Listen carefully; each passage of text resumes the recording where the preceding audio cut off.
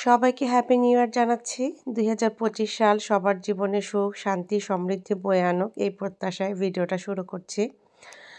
এবারে আন্টি ২০২৪-এর লাস্টের দিকে বলছিলেন যে, "চলে আসো, সবাই মিলে ভেনিসে গিয়ে 31st নাইট সেলিব্রেট করি, মজা হবে।" তো আমি যাব না করে অনেকবার ভেবেচিন্তে একবার যাব না করে যখন ফাইনালি ক্রিসমাসের ছুটিটা শুরু হলো, তখন মনে হলো যে না, বাচ্চারাও অস্থির হয়ে যাচ্ছে, তাহলে আন্টির বাসায় চলে যাই। জার্নিটা ভীষণ সুন্দর ছিল। একদম হতাশ হইনি। সুন্দর করে ট্রেনে যাচ্ছিলাম। এত সুন্দর প্রাকৃতিক সৌন্দর্য দেখতে যাচ্ছিলাম। আর আন্টি তো বরাবরই অনেক আয়োজন করে, রান্নাবান্না করে। আন্টির বাসায় পৌঁছাতে দুপুর। টেবিল ভর্তি খাবার। আন্টির বাসায় গেলে যেটা হয়, আমরা অনেক ঘোরাঘুরি করি। খেয়ে-দেয়ে বিকেলের দিকে একটু নেমে পড়লাম। আমি রওনা করেছিলাম জানুয়ারির ২৮ তারিখে। তখনও ক্রিসমাসের একটা ভাইব ছিল। তো কিছু জায়গায় ঘোরাফেরা করতে গিয়ে যখন এই শপিং মলটাতে আসলাম, এই স্টারটা দেখে খুবই ভাল লাগছিল।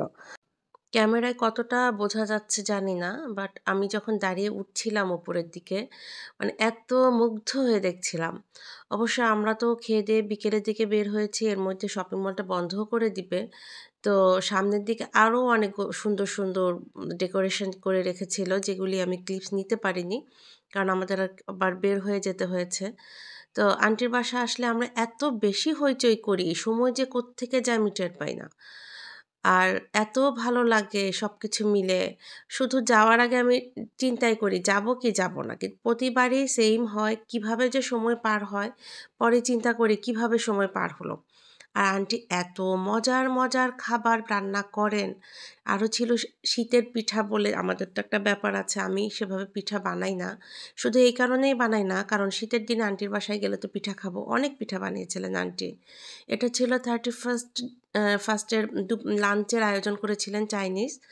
তো এত সুন্দর করে টেবিল গুছায় দিয়েছিলেন, কিন্তু আমি মানে ভিডিও করতে পারিনি। এটুকুনি শুধু ছিল। কারণ টেবিল গোছানো দেখে আয়ন এসে বসে পড়েছে। আমি ওই টাইমটায় শুধু একটু ভিডিও নিয়েছি। এরপর খেয়ে-দেয়ে আমরা ভেনিসে চলে আসি। ভেনিসে সেদিন এক আন্টির বাসায় দাওয়াত ছিল বিকেলে। খেয়ে-দেয়ে তারপর আমরা ট্রামে করে ভেনিসে আসি। ভেনিসে তো এর আগে অনেকবার এসেছি, বাট রাতের ভেনিস আমার কাছে আরও অনেক সুন্দর, আকর্ষণীয়। ভেনিস আমার সবসময় পছন্দের শহর। ছোটবেলা থেকেই যখন গল্পের বইয়ে পড়েছি, তখন থেকেই ভেনিসের প্রতি আমার একটা ফ্যাসিনেশন ছিল। তো আমি যখন রাতে দেখছিলাম ভেনিসের আ মানে আমি ডিসিশন নিলাম যে বোটে যাব না, আমাদেরকে সান মার্কো যেতে হবে। ওখানেই ফায়ার ওয়ার্কস হবে। ওখানে হেঁটেও যাওয়া যায়, আবার বোটে করেও যাওয়া যায়। তো ভাবলাম বাচ্চারা যেহেতু বড়, ওদের হাঁটতে কষ্ট হচ্ছে না। আর ভেনিস তো অনেক সুন্দর। তো একটু দেখতে হেঁটেই যাই না কেন? বাট ভিড় ছিল অনেক। তো আর আমার ভালোও লাগছিল। তো আমি একটু দাঁড়িয়ে যদি ভিডিও করতে থাকি, দেখি যে ওরা অনেক দূরে চলে যায়। তো হারিয়ে যাবে এই ভয়ে আমি ঠিকমতো ভিডিও নিতে পারছিলাম না। তারপরেও যতটুকুন সম্ভব হয়েছে। ভেনিসও কিন্তু অনেক সুন্দর করে সাজিয়েছিল। আর অনেক সুন্দর তো ভেনিস শহরটা। বাট আমি কিচ্ছু ভিডিও করতে পারিনি। আর এখানে কিছুটা হলেও বোঝা যাবে যে কি পরিমাণে ক্রাউড ছিল। কারণ সিকিউরিটি লেভেল ছিল ভীষণ হাই। ভেনিসের এই সান মার্কোতে অনেক ওয়েতেই আসা যায়। কিন্তু ঐদিন দেখলাম যে আমরা যখন যাচ্ছি, বিভিন্ন জায়গা থেকে পুলিশ দাঁড়িয়ে আছে এবং সিকিউরিটি আমাদেরকে বলে দিচ্ছে যে এই ওয়েতে যেতে হবে। তো ভেনিসের রোডগুলা তো একটু চিপা। তো ওই টাইমটাতে আমাদের একটু খারাপ লেগেছে যে খুব চাপাচাপি করে যেতে হয়েছে। এক রোড থেকে মানে ধাক্কাধাক্কি করে আসতে হয়েছে এবং এইখানে এসে সবাই সমবেত হয়েছে। মানে আশেপাশে ঘোরারও ওয়ে ছিল না। ওই টাইমটাতে একটু বাচ্চারা অস্থির ছিল।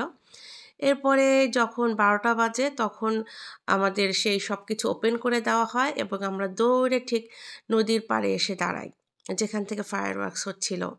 এবং যখন সেটা শুরু হলো, মনে হলো যে ড্রিমস কাম ট্রু।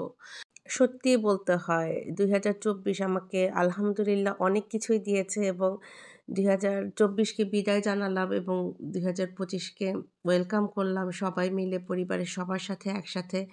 এটা আমার কাছে খুব স্মরণীয় একটা মুহূর্ত হয়ে থাকবে। ভীষণ প্রেশাস একটা মোমেন্ট ছিল সেদিন।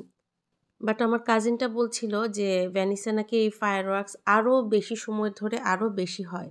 এবার একটু কম সময় ধরে হয়েছে। এর কারণ হচ্ছে ভেনিস তো অনেক পুরাতন শহর এবং প্রচুর টুরিস্ট আসে। তো ভেনিসের শহরটা তো পুরাপুরি পানির উপরে স্থাপিত।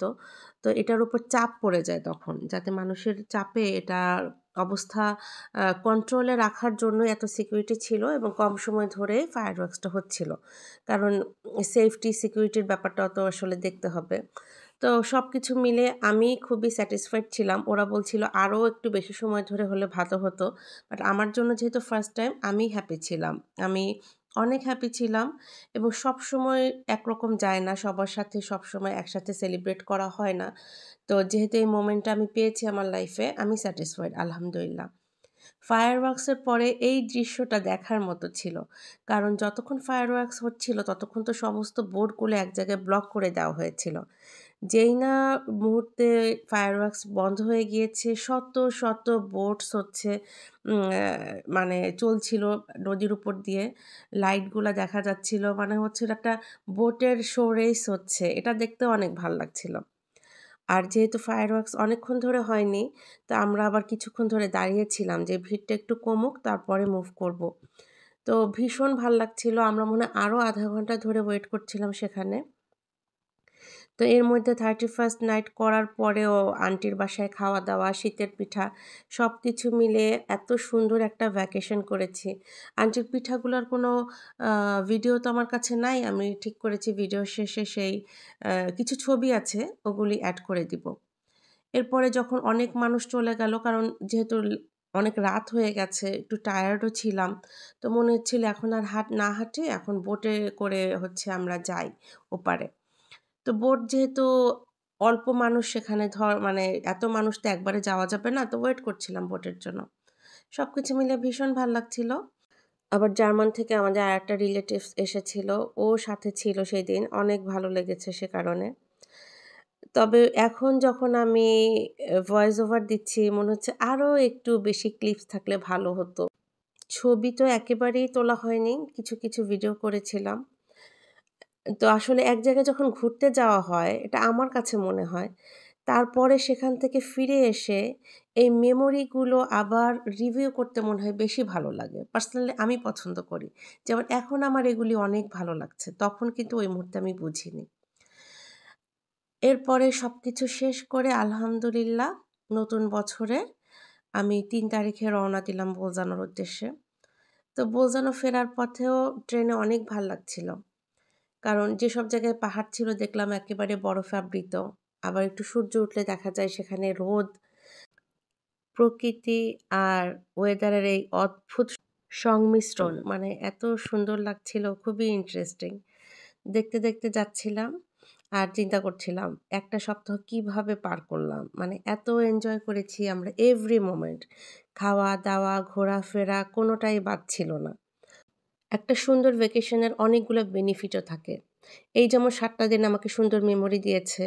এরপর আমি যখন নিজের বাসায় ব্যাক করব, আমার বাসাটাকেও কিন্তু আমাকে অনেক আনন্দ দিবে। কারণ বাসাটাকে কিন্তু আমি মিস করছি অলরেডি। তো বাসায় গিয়ে আবার নতুন উদ্যমে আমি সেই আবার রেগুলার লাইফে আবার ইন করতে পারব। তো সুযোগ থাকলে ছোট হোক, বড় হোক, ছোটখাটো একটা ভ্যাকেশন করলে সেটার অনেকগুলি বেনিফিট থাকে এবং অনেক পজিটিভ এনার্জিও কিন্তু সেটা বহন করে, যেটা পার্সোনালি আমি ফিল করি। তো আজ এ পর্যন্তই। নতুন বছর সবাইকে অনেক সুন্দর, সুন্দর গুড মেমোরিজ, পজিটিভ এনার্জিতে ভরিয়ে রাখো। সে পর্যন্ত বিদায়।